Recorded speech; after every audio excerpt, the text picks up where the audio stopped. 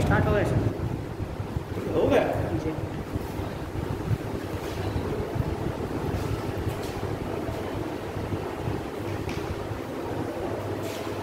देखो बच्चों, आज का टॉपिक है गुप्तोत्तर काल।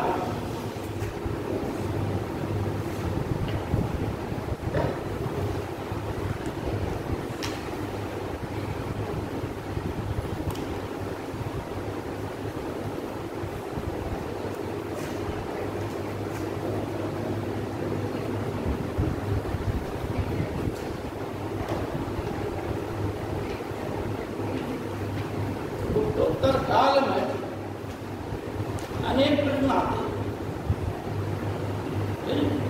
हमें पढ़ना क्या है इसमें? इसमें हमें पढ़ना है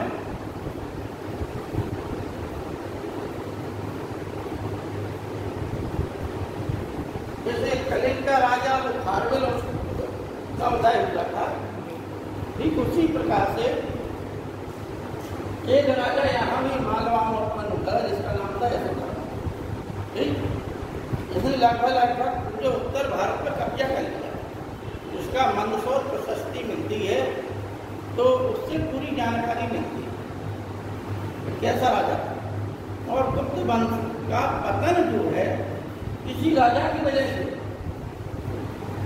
गुप्त फैल कर चारों, तो इसलिए जो है गुप्तों की राज्य को पराजित करके गुप्तों के राज्य को अपने राज्य में ला लिया। इसके वंश को ओलीगर वंश कहते हैं, ठीक है ना।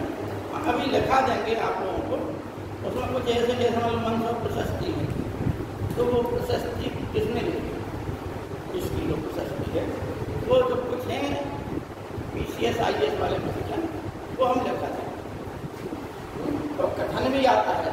ये ठीक तो ये है।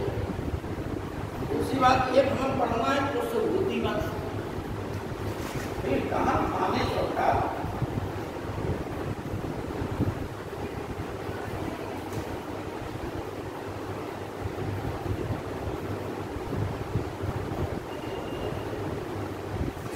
इसका पढ़ना है हमें मूल वंश, गुणों को पढ़ना, सब राजपूतों को पढ़ना।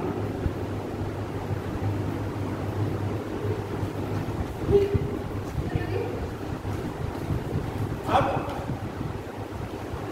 राजपूतों में हमें क्या पढ़ना है? राजपूतों में हमें पढ़ना है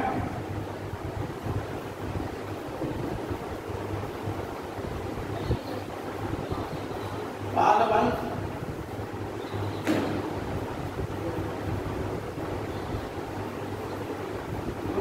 बिहार वंश,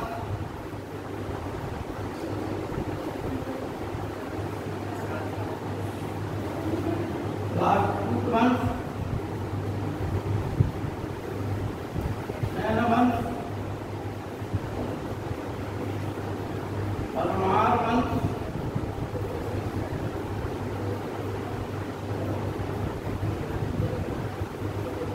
चंदेल वंश,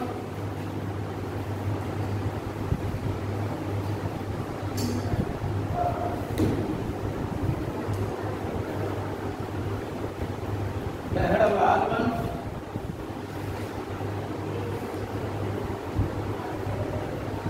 चौहान वंश, और इसके पश्चात कश्मीर का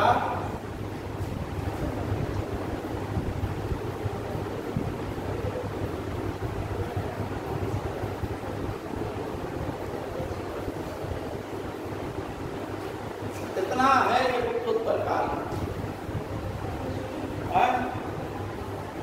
ठीक, अब देखो बच्चों, लेकिन इसको हम राजपूत काल ही कहते हैं इतने। ठीक, इसलिए हो सकता है कि सिलेबस में राजपूतों का इतिहास अलग से टॉपिक बन जाए। ठीक, इसलिए आज इसे हम टच नहीं करें। क्यों? क्योंकि अगर मान लो होगा तो फिर इसको हम निश्चित तरीके से पढ़ा देंगे। नहीं होगा कभी भी, मतलब कभी अवसर मिलेगा, वहाँ रिवीजन होता है, आज का समय बचेगा तो इसमें कुछ बता देंगे।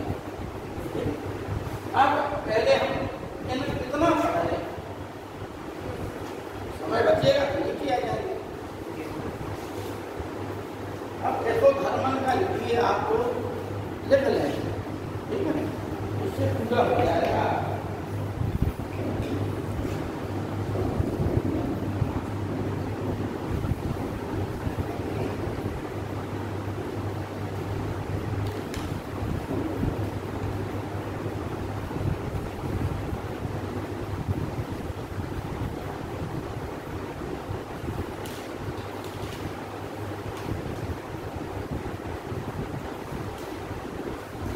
देखो बच्चों, ज्यादा बड़ा नहीं है, शॉर्ट में है इसका यशोधर्म। इन्हें कहते हैं मालवा का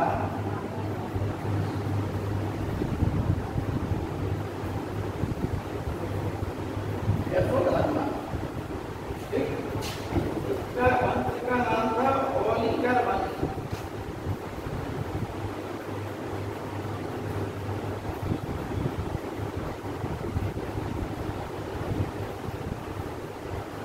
ओलिकर वंश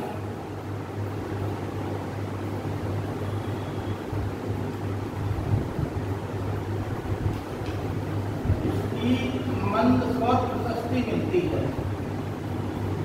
इसका लेखक कौन था? बासु। कौन था? बासु।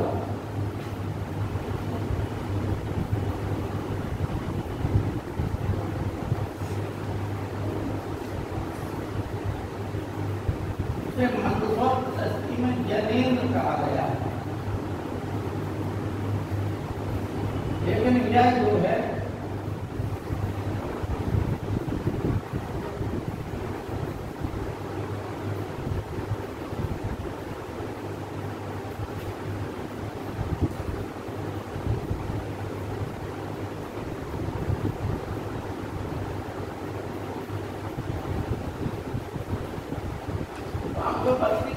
मंदसौर में विजय स्तंभ उठवाया था, उसी में इसकी मंदसौर प्रशस्ति मिलती है। इस प्रशस्ति का लेखक बाकुल है। ठीक, अब खाली एक पॉइंट रह गया है, वो है कथन जो मंदसौर प्रशस्ति में था। ठीक है, ये तुमने अभी पढ़ा नहीं होगा जो इसके बारे में। ठीक है ना, यहाँ पे 2-3 साल तुमने खिलाफत पढ़ी नहीं। लेकिन ये मालवा का यशोधर्मन का नहीं पढ़ा हुआ। लेकिन अब इसमें एक कथन है मंदसौर प्रशस्ति, उसमें लिखिए कथन है कि जिस मेहरकुल ने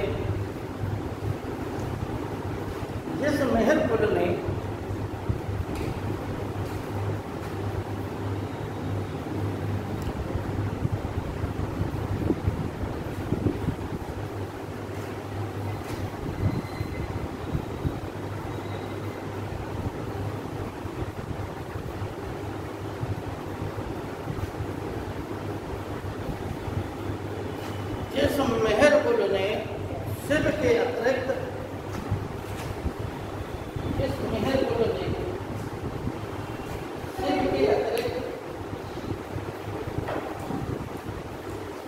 किसी और के सामने, शिव के अतिरिक्त किसी और के सामने सिर नहीं झुकाया।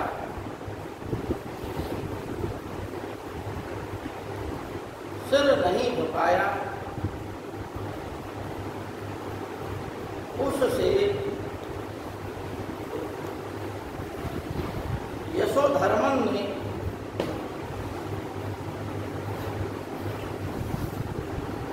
अपने चरणों की वंदना करवाई।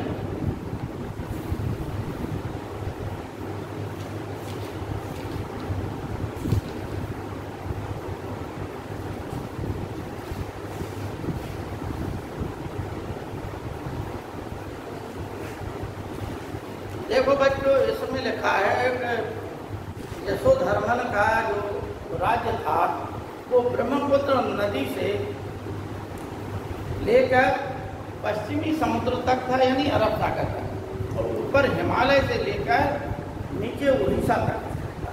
तो यानी जो पूरा उत्तर भारत आ गया। बीच में कुछ जो है कहीं सिमटे रह गए, छोटे मोटे राज्य थोड़े से रह गए होंगे, पराजित इसमें कह दिया उत्तर भारत। तो इतना है किसका? मालवा के यशोधर्मन का। ठीक, अब इसमें क्या समझे हम लोग? तो मेहरकुल के बारे में लिखा। ठीक, अब हम आपको बता रहे हैं किसके बारे में? हुणों के बारे में। ठीक है ना? हुणों, 3 राजा हुणों के। अब आप लोगों को हम कई बार बता चुके कि हुण कौन थे है मालूम?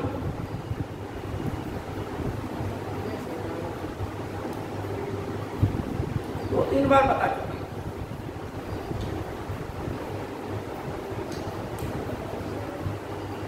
देखो एक बात दिमाग में बिठा लिया करो। देखो ये चीज जो है तथ्यात्मक नहीं है, ये चीज सुने से याद होता है। जैसे हमने बताया कि चीन के उत्तर पश्चिमी सीमा पर अनेक जनजातियां रहती हैं। उनमें कौन कौन थे?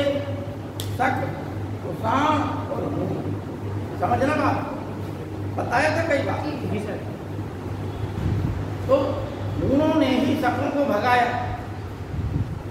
सबसे पहले शक आए, फिर कुषाण आए। ठीक, और कुषाणों के बाद सबसे अंत में आए हुण। जो है 2 शाखाओं बट गए, एक पश्चिम को चला गया, एक पूरब को। जो पूरब में हुण आए उन्हें हम कहते हैं श्वेत हुण। पूरब में आए, पूरब का मतलब भारत में आए। ठीक है ना? उन्हें क्या बोलते हैं? श्वेत हुण। ठीक, सबसे पहले हुणों का जो नेता था उसका नाम था कुशनवार। बताया था। ठीक है ना? हुणों में से पहला जो था उसका नाम था कुशनवार।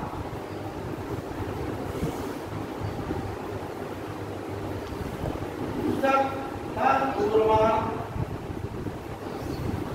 तोरमान का पुत्र मेहरकुल।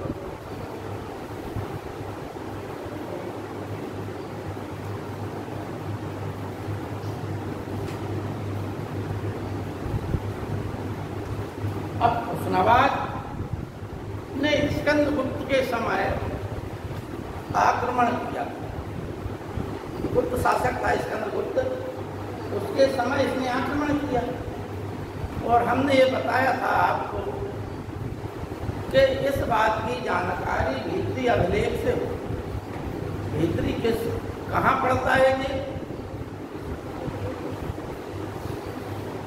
ये भी हम बता चुके। भीतरी उत्तर प्रदेश के गाजीपुर जिले में पड़ता है। तो वहाँ पर एक स्थान है भीतरी, वहाँ पर एक पाषाण पर लिखा हुआ वो मिला है, जिसे हम क्या बोलते हैं? भीतरी स्तंभ लेख। भीतरी लेख, अभिलेख, भीतरी अभिलेख के नाम से जाना है। स्तंभ लेख नहीं, भीतरी अभिलेख। उससे इस चीज की जानकारी होती है कि स्कंदगुप्त के समय हुणों ने आक्रमण किया और हुणों का नेता कौन था? कुशनवार। ठीक, लेकिन स्कंदगुप्त ने हुणों को पूरी तरीका से पराजित कर दिया। इसके पश्चात फिर क्या होगा?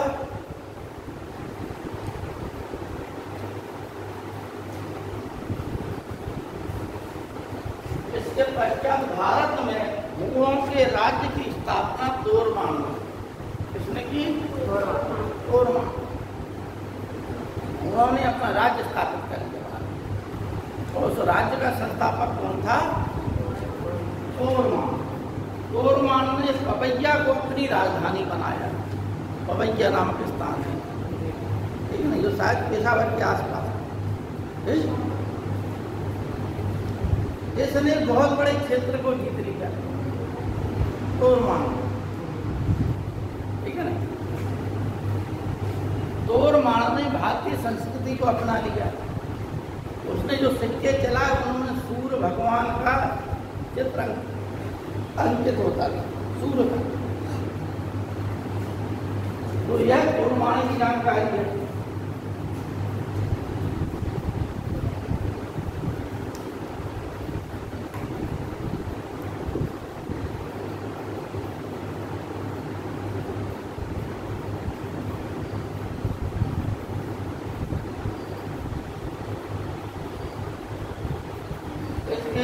कौशाम्बी से, ग्वालियर से भी अभिलेख मिले हैं। इसकी उपाधि क्या थी? शाही जऊल। लेखों में इसकी उपाधि क्या मिलती है? शाही जऊल। या कहीं कहीं जो है जऊल ही बड़ा, कहीं कहीं पर क्या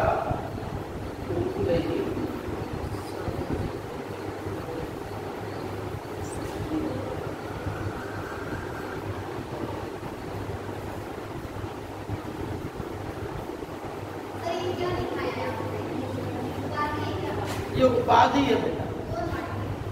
तोड़माने की अभिलेखों में जो उपाधि मिलती है उस उपाधि का नाम है शाही जऊल। ये क्वेश्चन आपका IAS वाला क्वेश्चन है, IAS नेट है, ऐसे ही क्वेश्चन पूछे जाते हैं, ठीक है ना। सीधा सीधा क्या उपाधि पूछ लेंगे, अब आप कंफ्यूज हो जाएंगे भैया किसकी उपाधि। ठीक, ऐसे ही राजपूत काल में ज्यादातर राजाओं ने बड़ी बड़ी उपाधियां धारण की,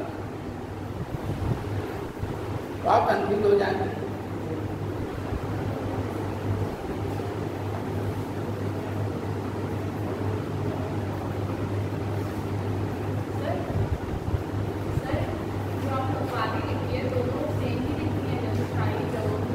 हाँ, कहीं कहीं पर शाही शब्द हटा लो तो जऊल आ जाती है, ठीक है ना।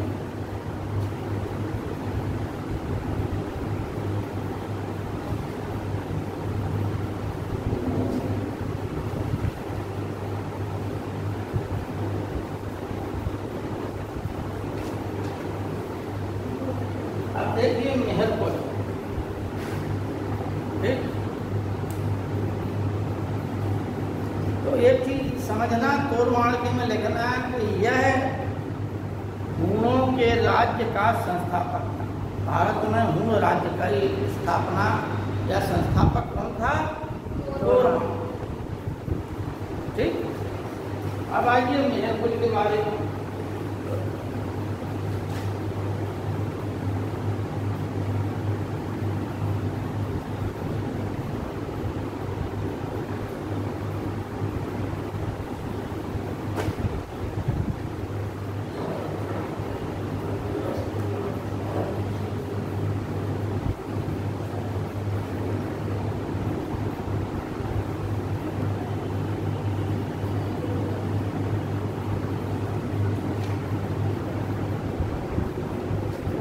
मेहरपुर को ग्वालियर अभिलेख में विनाश का देवता कहा गया। क्यों? क्योंकि इसने करीब 1600 संघारामों को नष्ट कराया, बौद्धों का इसे शत्रु बताया। इसके सिक्के पर शिव के नंदी और त्रिशूल, इसके जो सिक्के मिले हैं उस पर शिव और नंदी और जयति वृषभ, क्या मिला है? जयति वृषभ।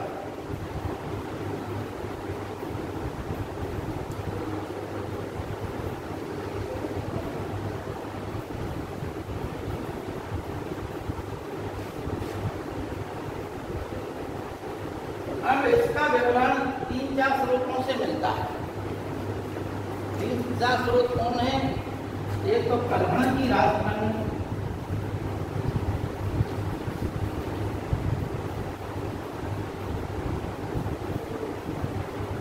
कल्हण, राजमास और वंशाली।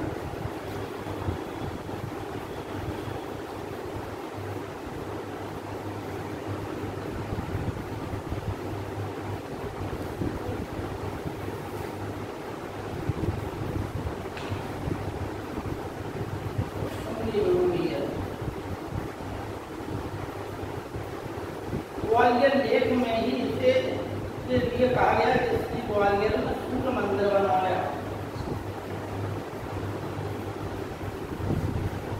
ग्वालियर में क्या कराया? सूर्य मंदिर बनवाया। अब देखिए राजनीतिक रूप से इसने क्या किया, क्योंकि यह जो है जैन और बौद्धों का घोर शत्रु था। भगवान शिव का परम भक्त था, इसलिए इसने देखो एक चीज और होती, तुम लोग कई बार बता दें, राजा वही है जो प्रजा की नस को पकड़ता है, प्रजा के जो मनोभावों को समझ ले वही राजा।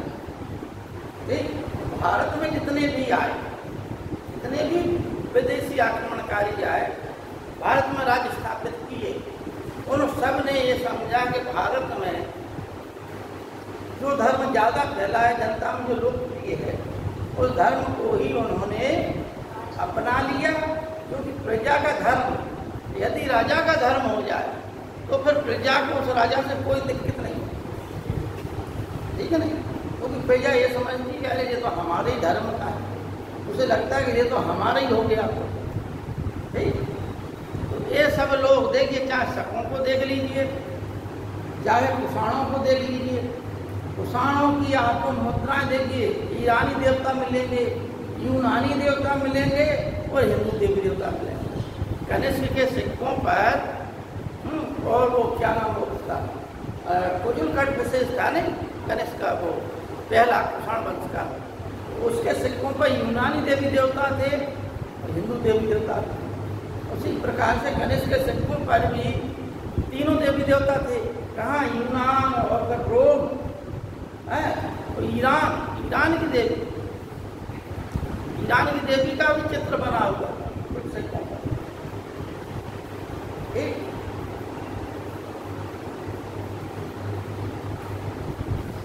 मेहरकुल ने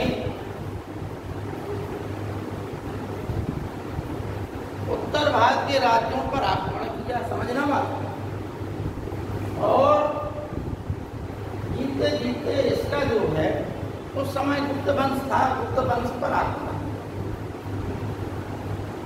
हमने बताया था कि नरसिंह गुप्त बालादित्य के शासन काल में आक्रमण किया था, और नरसिंह गुप्त बालादित्य ने मेहरकुल को पकड़कर युद्ध हुआ, युद्ध में परास्त किया, पकड़कर इसको जेल में डाल दिया था।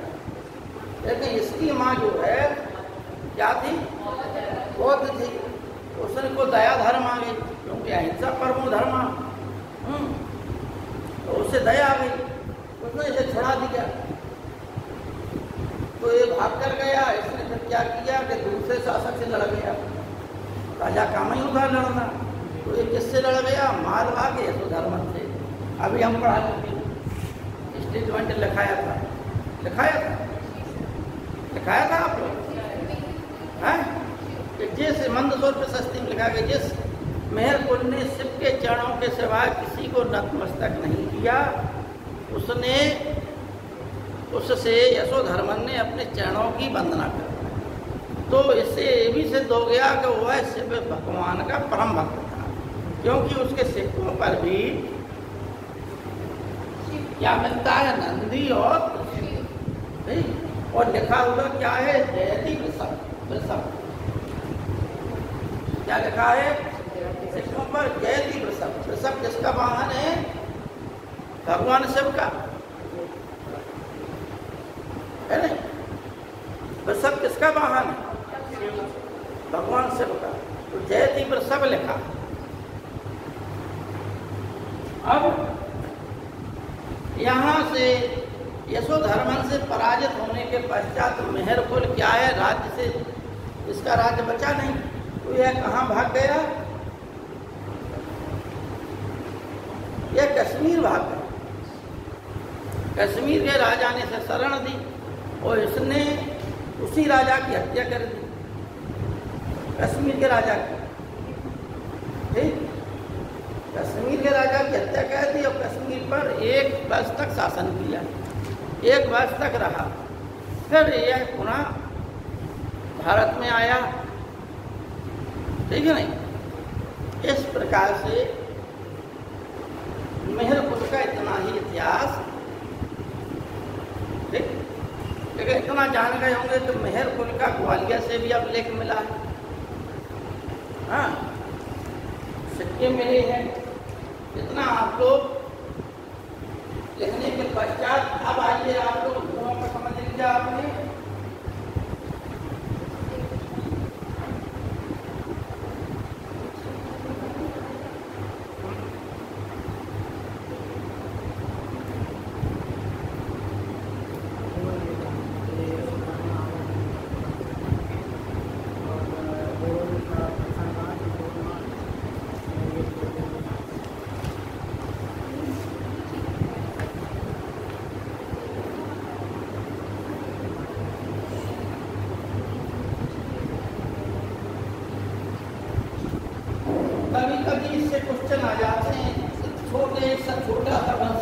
वल्लभी का मैत्रक अंश।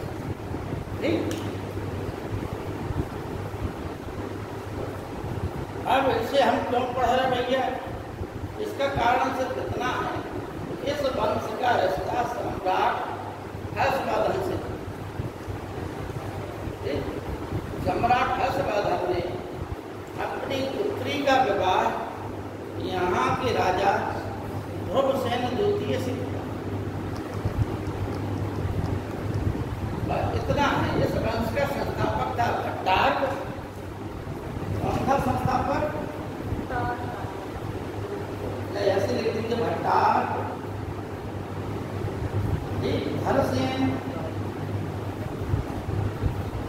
धरसेन द्वितीय इस वंश का वास्तविक संस्थापक था, जिसने महाराजा धीराज की उपाधि धारण की। धरसेन द्वितीय महाराजा धीराज।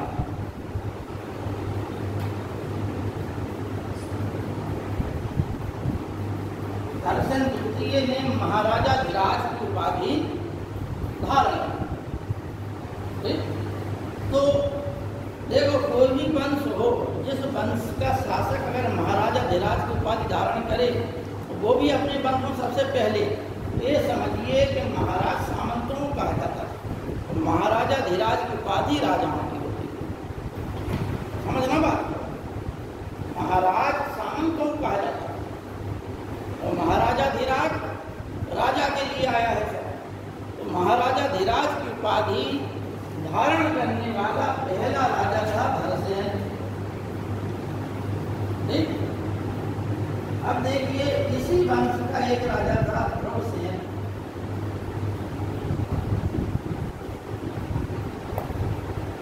इससे यह जो है हर्षवर्धन, सम्राट हर्षवर्धन का दामाद था।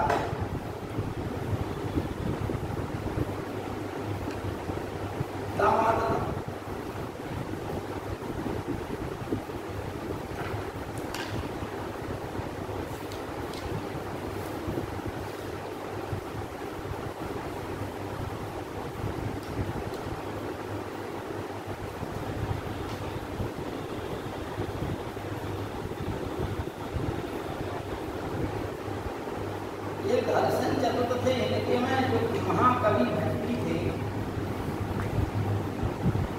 महाकवि भट्टी, ये धरसेन चतुर्थ के राज्य में रहते। अच्छा, ध्रुवसेन द्वितीय के राज्य में हर्षवर्धन गया। अब प्रश्न ये है कि यह वल्लभी राज कहाँ था? यह वल्लभी राज गुजरात में था। कहाँ था? गुजरात।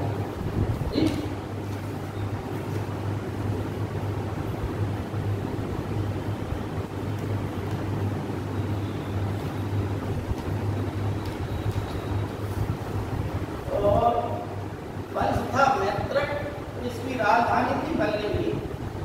ठीक है, यहाँ मैत्रक वंश था, वल्लभी राजधानी थी, और यह अपने आप को परम माहेश्वर कहते थे। परम माहेश्वर।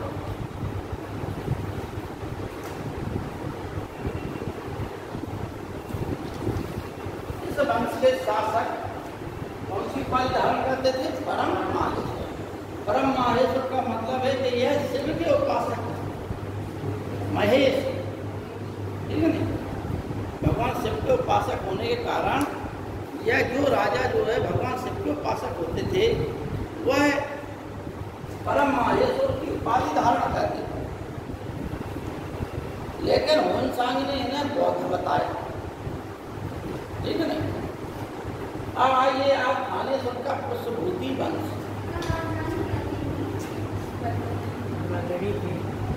क्या है? राजधानी वल्लभी। सर, ये जो धरसेन सेकंड आपने बताया, हाँ, तो इसने महाराजा धीराज की उपाधि धारण करने के पहले परम माहेश्वर की उपाधि धारण की थी या नहीं की? देखो, इस वंश के राजा परम माहेश्वर की उपाधि जो है, उनकी स्वतः पारंपरिक उपाधि, परिवार की उपाधि। ठीक है, क्योंकि ये भगवान शिव के उपासक होते थे। अब जब कभी जो है कोई राजा है, जैसे मान लो अब हम पढ़ाएंगे कौन, थानेश्वर का कुशभूति वंश। अब इसमें राजाओं के धर्म अलग अलग होते गए, तो जिस राजा ने जिस धर्म को अपनाया हो उस हिसाब से जो बौद्ध लोग होते थे, देखो तुम्हें हम बताएं, राजा ने अगर बौद्ध धर्म अपनाया है तो वह परम सौगात का पद धारण कर लेता है। ठीक, जो वैष्णव धर्म अपनाते थे वे क्या है, कौन हो जाए, परम भागवत हो जाते थे। ठीक, परम भागवत, परम सौगात और परम मान, तीन धर्मों की समझ गए आप लोग? ठीक, समझ गए? अब आइए थानेश्वर का कुशभूति वंश।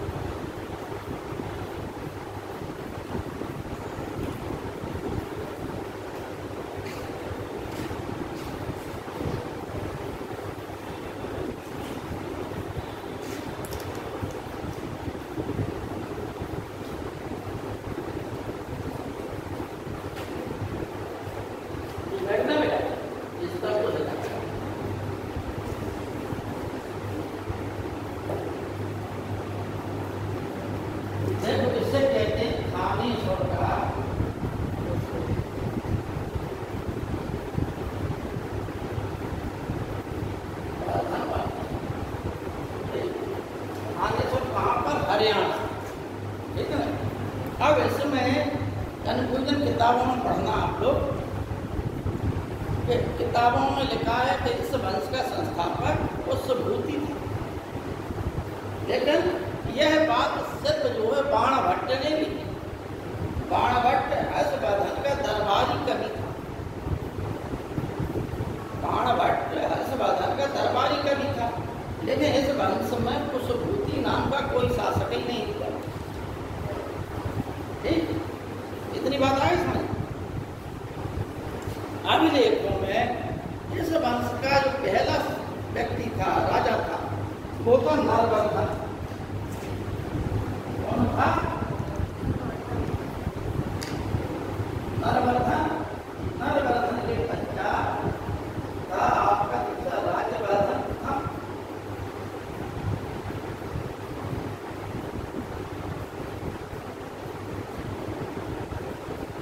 आदित्यवर्धन, आदित्यवर्धन के पश्चात प्रभाकरवर्धन,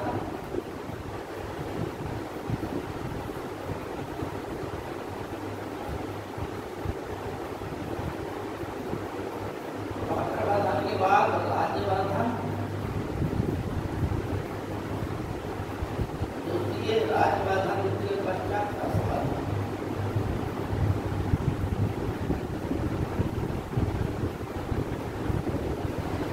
अब इस वंश को हम खाली हर्षवर्धन के वजह से पढ़ते हैं, ठीक है ना? क्यों? क्योंकि इसने अपना पूरे वंश का नाम उठा दिया।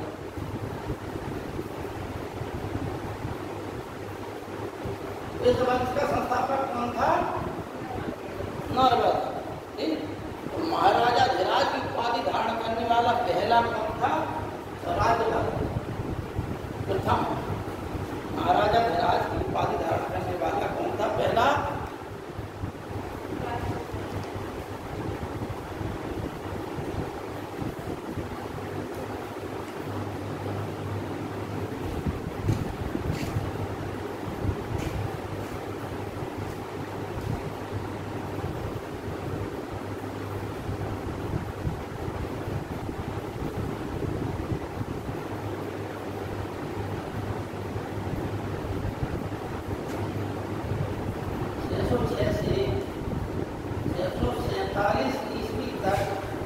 हर्षवर्धन ने राज्य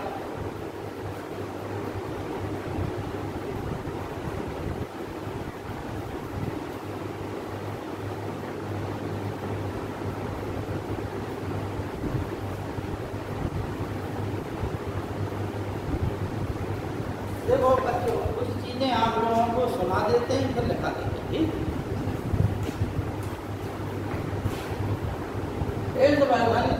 इस वर्धन वंश की इतिहास हम लोग कहाँ से पढ़ते हैं? प्रभाकर वर्धन। प्रभाकर वर्धन के 3 लड़के थे, 1 लड़की थी। 3 लड़के कौन कौन थे?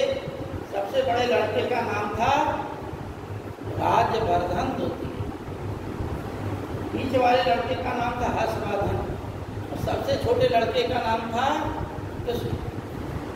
3 लड़के हो गए, कृष्ण। ठीक, 3 लड़के हो गए। कौन कौन? राजवर्धन द्वितीय, हर्षवर्धन और कृष्ण। 1 लड़की थी जिसका नाम था राजश्री। क्या नाम था? राजश्री। राजश्री जो है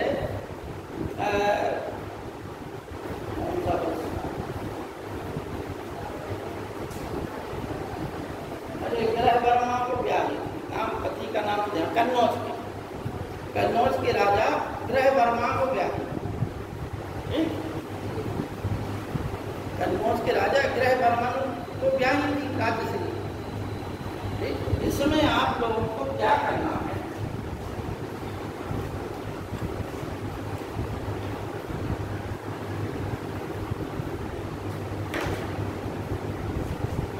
इसमें आपको आसान देवगुप्त,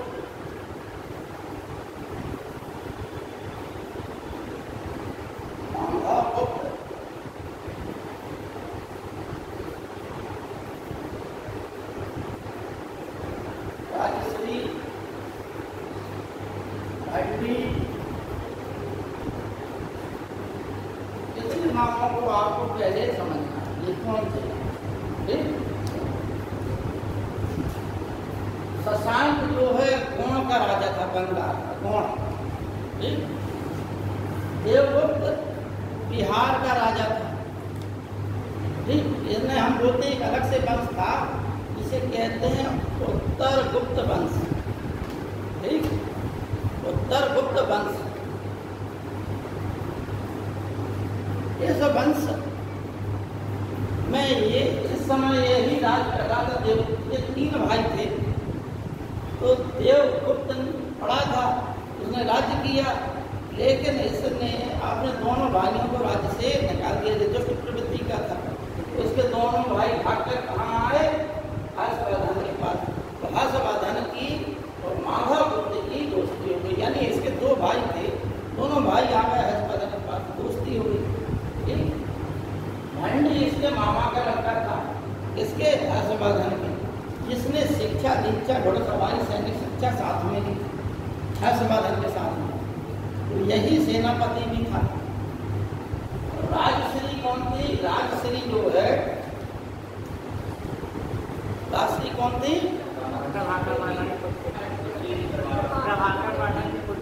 और हर्षवर्धन की बहन।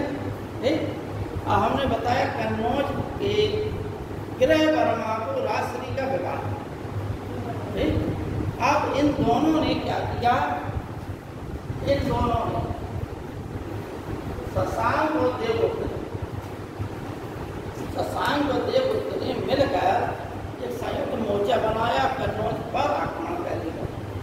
उस युद्ध में ग्रह वर्मा मारे गए। राजश्री को कन्नौज के कैद खाने में ही बंदी बनाकर डाल दिया। ठीक,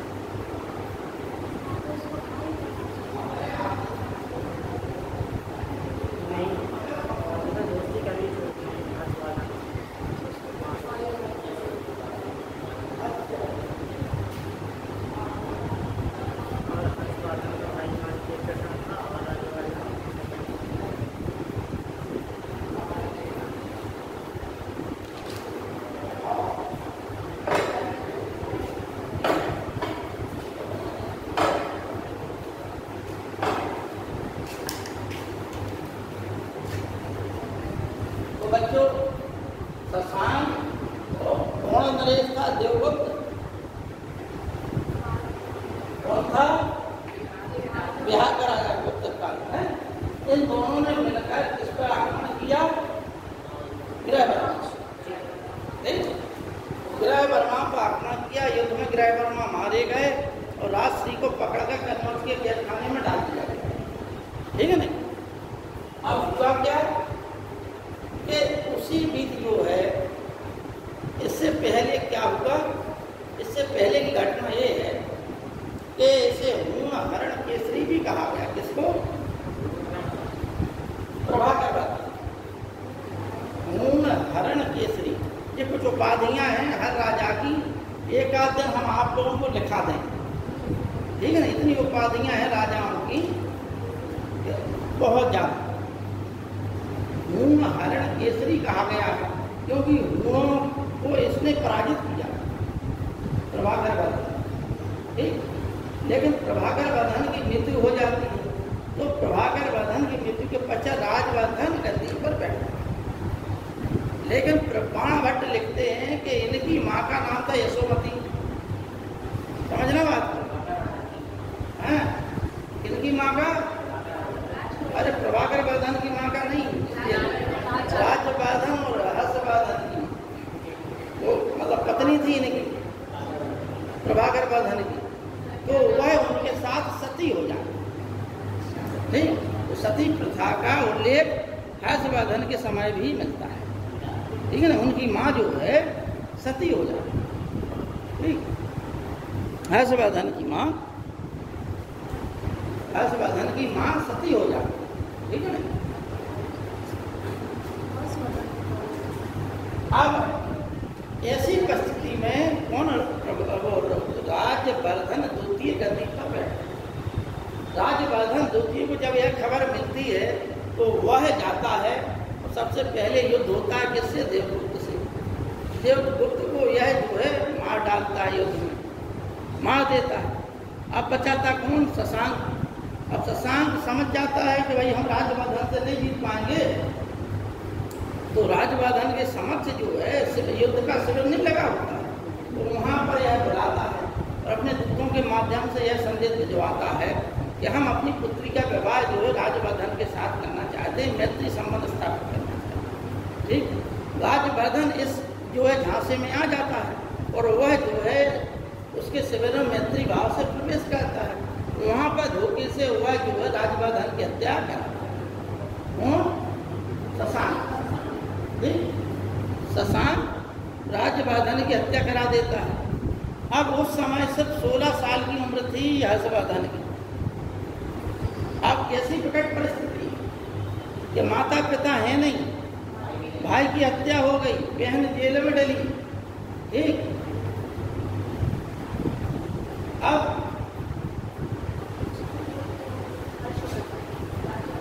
ऐसी परिस्थिति में उसे राजा बनाया। अनमने मन से हर्षवर्धन राजा बना। हर्षवर्धन के बारे में कहा जाता है कि हर्षवर्धन के आगे के दोनों दांत, जो आगे के दो दांत नहीं होते, आगे के, आगे सबसे आगे वाले वो दांत क्या है? टेढ़े। किसी ने कहा कि भाई जिसके आगे के दांत टेढ़े हों तो वो जो है कुछ ना कुछ प्रभावशाली कर्तृत्व होता है। ठीक है ना?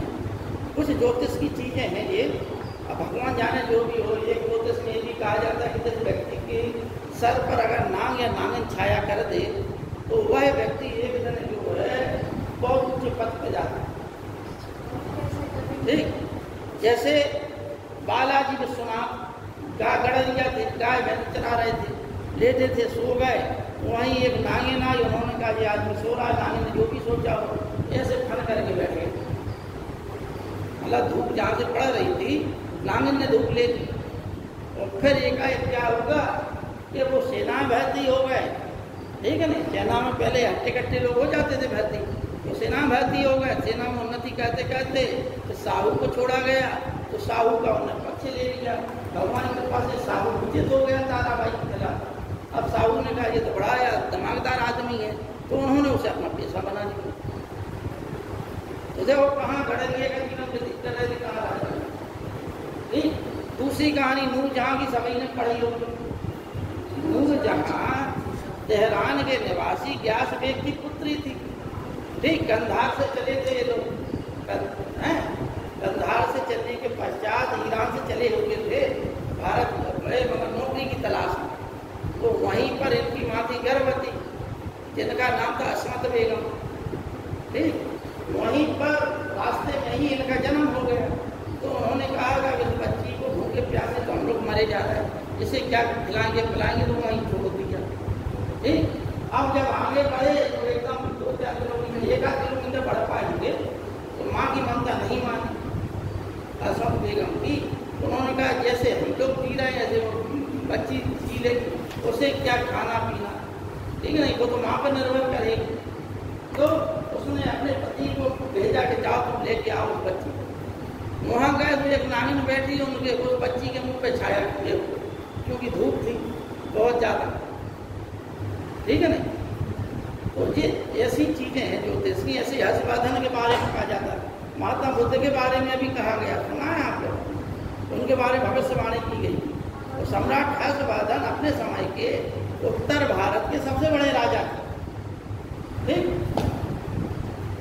तो अब हर्षवर्धन ने के समक्ष ये सब परिस्थितियाँ थी।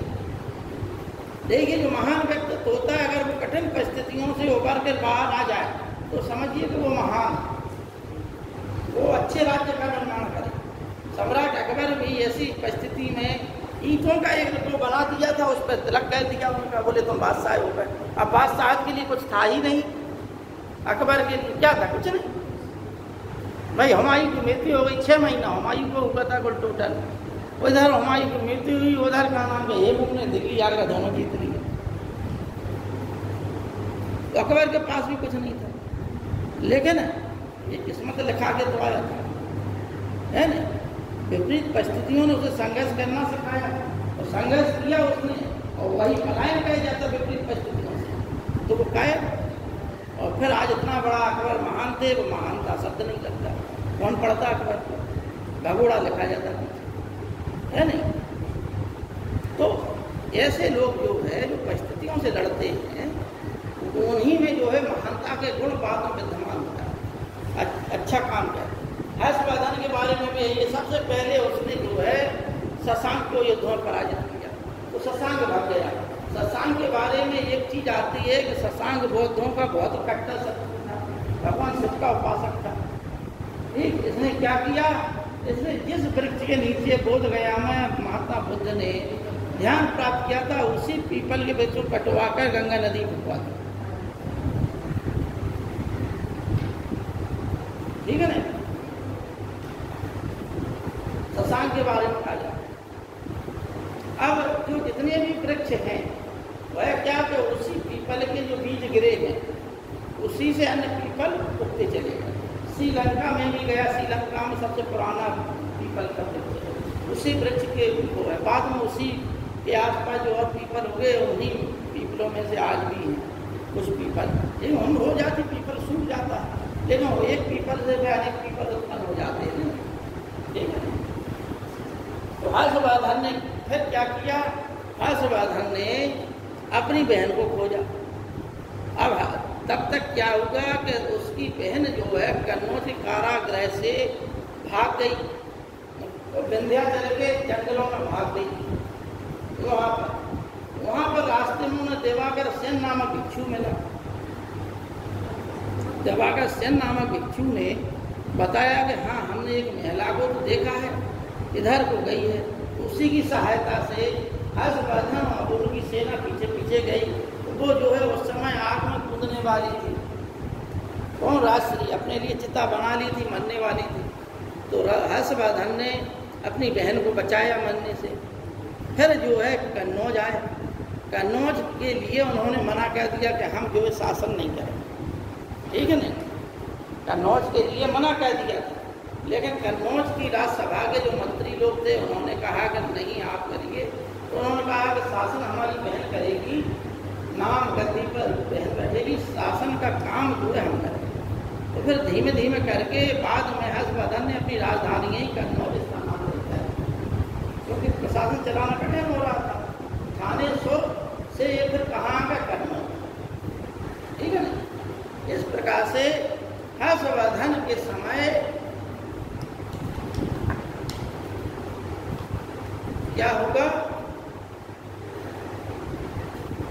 उत्तर भारत का एकीकरण। ठीक, इनके जब ये प्रभाकर वर्धन को प्रतापशील कहते हैं। प्रतापशील क्या उपाधि, और भी अनेक उपाधियां हैं जो मुख्य रूप से जानी जाती है, वो लिख लीजिए आप लोग, बाद में एक आध दिन हम फिर लिखा देंगे आप लोगों को। ठीक, प्रतापशील मुख्य उपाधि। ठीक, इसी प्रकार से राज्यवर्धन जो है भगवान बुद्ध का अनुयायी था, तो ये इसने परम सौगात की उपाधि धारण की थी। ठीक, द्वितीय की बात हो, ठीक है नहीं, राज्यवर्धन जो परम सौगात यानी महात्मा बुद्ध का या बौद्ध धर्म का अनुयायी था। ठीक, अब देखिए हर्ष का नाम उसके अभिलेखों में क्या मिलता है, शिलालेख।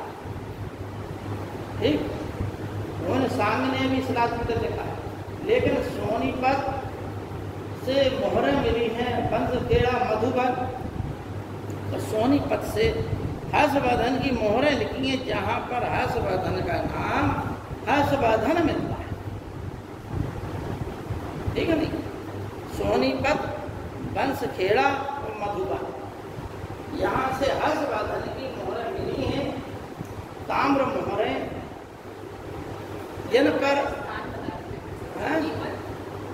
मधुबन, बंसखेड़ा और सोनीपत।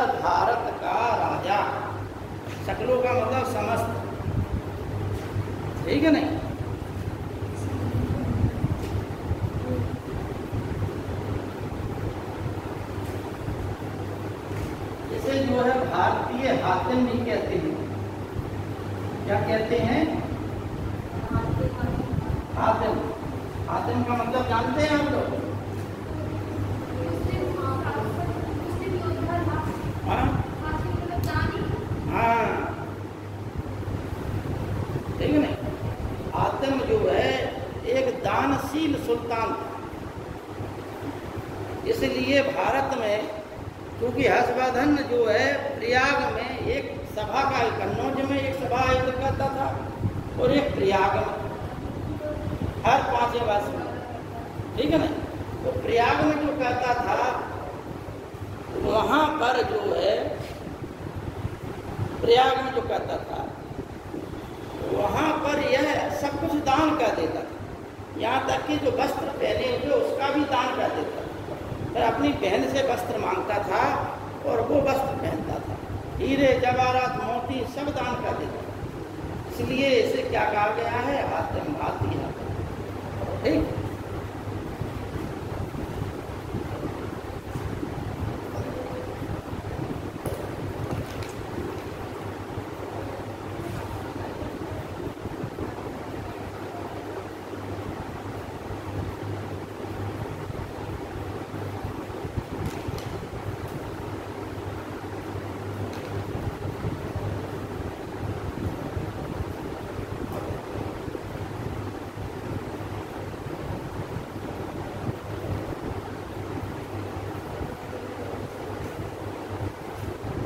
खेड़ा में जो इसका लेख मिलता है, अभिलेख मिलता है, उस पर हर्षवर्धन के हस्ताक्षर भी है, बंसखेड़ा। ठीक है, नहीं लिख लीजिए, बंसखेड़ा से जो अभिलेख मिला है उस पर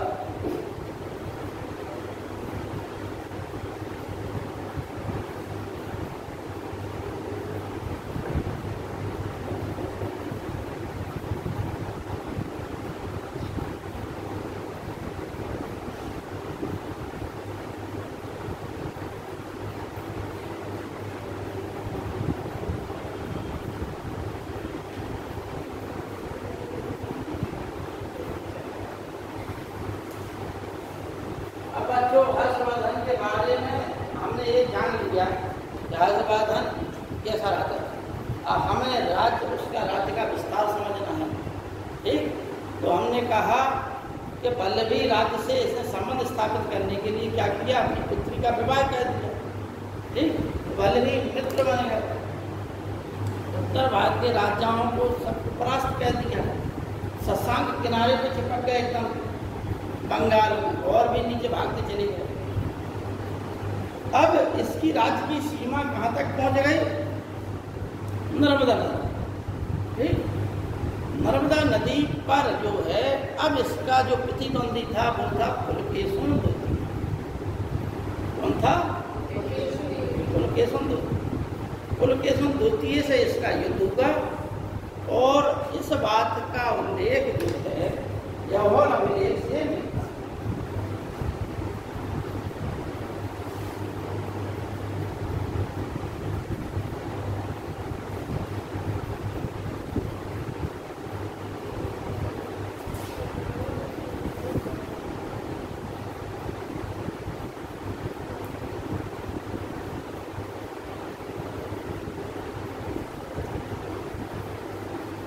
हर्षवर्धन कन्नौज हर 5वें वर्ष में कन्नौज महासभा करता था, हर 5वें वर्ष में प्रयाग महासभा करता था, ठीक।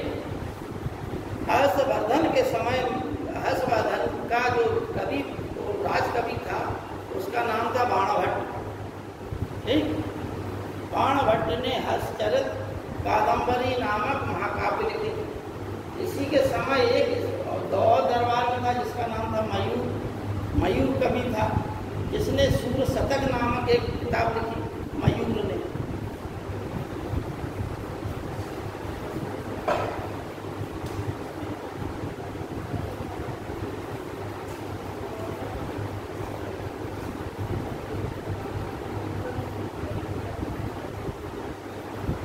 तो नर्मदा नदी के जो तट पर युद्ध हुआ, उस युद्ध में पुलकेशिन द्वितीय ने हर्षवर्धन को परास्त कर दिया, ठीक। इस बात की जानकारी होनसांग देता है और इस बात की जानकारी और कौन देता है, होनसांग के अतिरिक्त इस यहोल अभिलेख, ठीक। यहोल अभिलेख से भी इस बात की जानकारी मिलती है कि पुलकेशिन ने हर्षवर्धन को परास्त किया। जिस हर्षवर्धन को पंच भारत का राजा कहा गया है, हर्षवर्धन की उपाधि परम माहेश्वर भी मिलती है, हर्षवर्धन की उपाधि जो है या नाम जो है शिलादित्य मिलता है, वो इंसान उसे शिलादित्य कहता है। लेकिन हमने कहा कि कुछ इसके अभिलेख जो है वंशखेड़ा अभिलेख में इसका हस्ताक्षर है इसके नाम से, ठीक। और भी जो मतलब सोनीपत से जो मोहर मिली है, वंशखेड़ा से जो मोहरें मिली हैं उस पर भी इसका नाम क्या मिलता है, ठीक।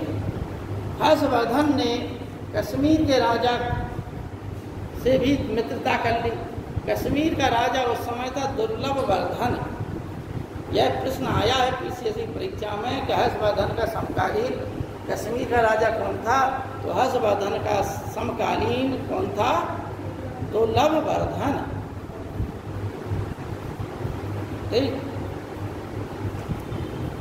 जिसने महात्मा बुद्ध का एक दांत मंदिर में रखा हुआ था कश्मीर में, उस दांत को हर्षवर्धन के लिए समर्पित कर दिया, हर्षवर्धन के पास भिजवा दिया, ठीक। लेकिन चूंकि हर्षवर्धन के इतिहास में कहीं जानकारी नहीं मिलती कि हर्षवर्धन ने कोई पुत्र भी था, इसलिए हर्षवर्धन ने क्या किया कि पुत्री का तो विवाह कर दिया था और फिर जो है हर्षवर्धन की मृत्यु के पश्चात उसका राज्य जो है तितर बितर। हर्षवर्धन स्वयं में एक विद्वान था, साहित्य प्रेमी था, जिसने 3 पुस्तकें लिखी, कौन कौन, रत्नावली, प्रियदर्शिका और नागानंद। रत्नावली, प्रियदर्शिका और नागानंद, ये 3 किताब और लिख लीजिए। रत्नावली, प्रियदर्शिका, नागानंद हर्षवर्धन के द्वारा लिखित पुस्तकें हैं।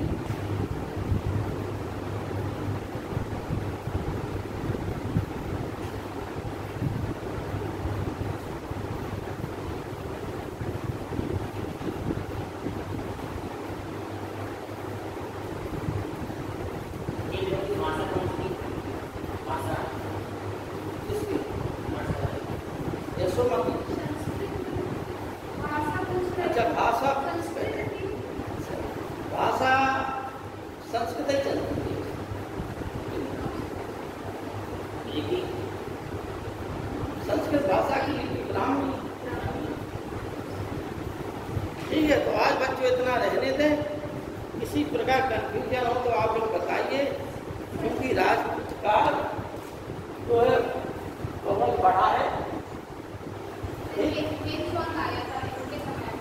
क्या? हाँ बताया, होनसांग कन्वत की सभा में भी था, और होनसांग जो है जब उसने जो है प्रयाग में सम्मेलन किया, छठा सम्मेलन था उस समय प्रयाग में, और 5वें वर्ष में कहता था ये छठा सम्मेलन था होनसांग। अच्छा एक चीज और है कि होनसांग इसी के पश्चात प्रयाग से ही फिर कन्नौज नहीं आया, वहीं से फिर वो है निकल गया वो अपने देश को, ठीक है ना।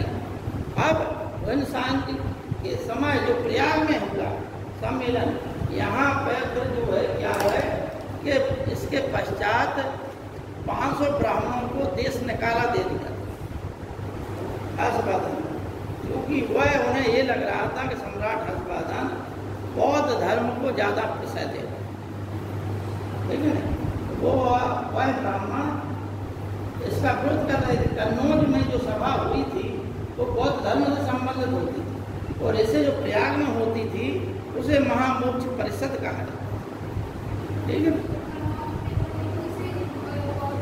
बौद्ध धर्म से संबंधित कन्नौज में होती थी, और जहाँ पर जो है होनसांग को ही सभापति बना दिया। होनसांग चीन से आया था, इसका नाम जो है अरे हम कह रहे नाम, इसकी पुस्तक का नाम CUT, CUT, ठीक। इतना जो है हर्षवर्धन का है। इसके पश्चात देखो बच्चों, एक चीज और बताते हैं कि थोड़ा सा आप राजपूतों के बारे में और बताते हैं एक चीज, कि राजपूतों के बारे में जब उत्तर भारत में या समस्त भारत में ये लगने लगा कि अब क्षत्रिय जो है विलुप्त हो गए हैं, तब एक ऐसे योद्धा वर्ग की जरूरत हुई कि जो बाहरी आक्रमणकारियों से हमारे देश की रक्षा कर सके, क्योंकि भारत में इस बीच अनेक आक्रमणकारी आए, ठीक। कौन कौन आए भारत में? शक आए, कुषाण आए, हूण आए, इन सबसे क्षत्रिय लोग लड़े। अब जो है इस्लाम धर्म फैलने के पश्चात जो है अरबों के बराबर आक्रमण हो रहे थे भारत में, बराबर। द्वितीय खलीफा जो थे, 4 खलीफा प्रमुख हैं, फिर खलीफाओं के वंश चले। कौन कौन? अबू बकर पहले खलीफा थे, फिर उमर दूसरे खलीफा थे, तीसरे उस्मान खलीफा थे, चौथे अली खलीफा थे, ठीक है नहीं। इनमें से उमर के समय से भारत पे आक्रमण प्रारंभ हो गए। अरबों से भारतीयों के जो है संबंध प्राचीन समय से ही रहे, ठीक। जब इस्लाम धर्म का प्रचार प्रसार भी नहीं हुआ, लेकिन जब भारत पर लगातार आक्रमण हो रहे थे, तब ऐसे समय पर इन आतताइयों से, इन बाहरी आक्रमणकारियों से देश की रक्षा कैसे की जाए, तब जो है अनेक सिद्धांत उत्पन्न हुए इतिहासकार, जिन्हें हम आज राजपूत कहते हैं, ठीक है नहीं। इन राजपूतों में से जो है कुछ के बारे में कहा जाता है कि ब्रह्म क्षत्रिय है, कुछ के बारे में क्या, ज़्यादातर के बारे में ब्रह्म क्षत्रिय कहा जाता है, ठीक। और चंद्रवरदाई की किताब क्या थी? पृथ्वीराज रासो हैं, और परमाल रासो के द्वारा भी एक और जगने ने लिखी, जान परमाल रासो जान किसने, ठीक।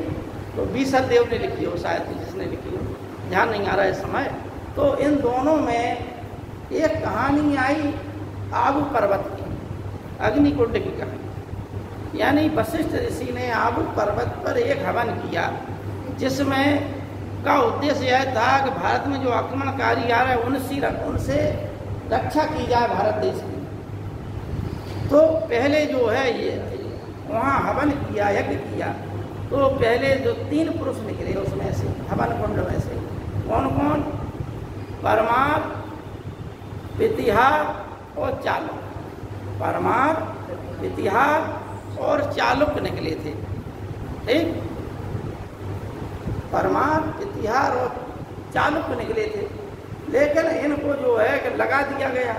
लेकिन यह जब देश की रक्षा नहीं करने में सक्षम नहीं हो पाए, तब जो है अंतिम जो है उन्होंने फिर आह्वान किया एक बलशाली पुरुष का, तो वो वह बलशाली पुरुष निकला जिसके 4 भुजाएं थी। उसको जो है उन्होंने नाम दिया चाहवाण, 4 भुजाओं वाला। ठीक, उन्हीं को हम क्या कहते हैं, चौहान। ठीक, इसलिए ये जो कुल थे, ये कुल थे ब्रह्म क्षत्रिय। यानी ब्रह्म क्षत्रिय कौन होते हैं? ऐसे ब्राह्मण जिन्होंने देश की रक्षा की खातिर अपने हाथ में तलवार उठा ली है, उन्हें ब्रह्म क्षत्रिय कहा गया। ये आपको ज़्यादातर जो वंश हैं, इनमें ज़्यादातर वंश के जो संस्थापक थे वे सब ब्राह्मण थे, ज़्यादातर। ठीक, अब इनमें 2 मत हैं, एक विदेशी मत और एक देशी। ठीक, जैसे वो कौन से ओझा हैं, एक हमें ध्यान नहीं आ रहा, ओझा नाम है, हरिशंकर ओझा या क्या नाम है इतिहासकार। तो उन्होंने कहा है कि जो राजपूत हैं वे वास्तव में विशुद्ध आर्य लोगों की ही संतान है, जो आर्य हैं उनकी संतान है, क्षत्रियों की ही संतान। लेकिन और सीवी वैद्य जैसे और लोग भी, अन्य लोग भी इतिहासकार इनके बारे में कहते हैं कि जो है ये सेन वंश है। इनके जो है सेन वंश कौन थे? ब्रह्म क्षत्रिय ब्राह्मण थे इनके पूर्वज। इसी प्रकार से जो सिसोदिया वंश है, ठीक है, जिन्हें महाराणा प्रताप, महाराणा कुंभा, महाराणा सांगा जैसे लोग हुए, इनको भी ब्रह्म क्षत्रिय कहा गया। गुर्जर प्रतिहारों को भी कहा गया, लेकिन गुर्जर प्रतिहार अपने आप को लक्ष्मण का वो मानते पूर्वज लक्ष्मण, क्योंकि परिहार प्रतिहार शब्द आया है नहीं, प्रतिहारी किसे कहते? द्वारपाल को। ठीक, तो इस संबंध में लंबा टॉपिक है, फिर कभी चर्चा होगी। अगर अगले टर्न पर अगर मान लो राजपूत काल आता है, तो राजपूत काल के संबंध में बहुत से क्वेश्चन बनते हैं। अब इनमें से जैसे परमार वंश है, तो परमार वंश में राजा भोज थे, भोज परमार। और प्रतिहार वंश में भी एक राजा भोज थे, लेकिन भोजर प्रतिहार वंश का जो मेहर भोज था, जिसे हम भोज कहते हैं, मेहर भोज, वह लड़ाका टाइप का योद्धा था। और यह जो है विद्वान राजा था परमार वंश का।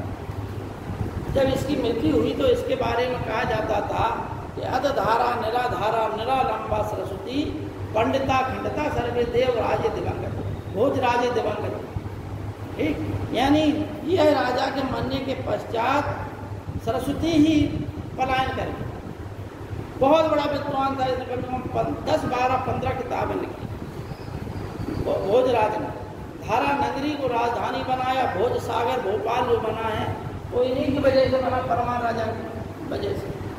ठीक है ना, लेकिन इस राजा का अंत बुरा हुआ, क्योंकि राजा अगर जब तक तलवार हाथ में है तब तक तो ठीक है, अगर कलम हाथ में पकड़ ली तो उस राजा की जो है दुर्गति तो होनी है।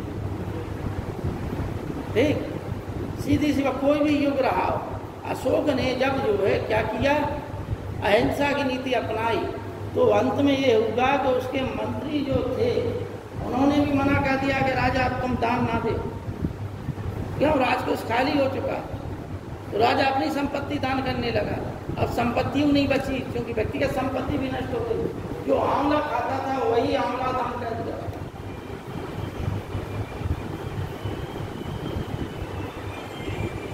ठीक है भाई।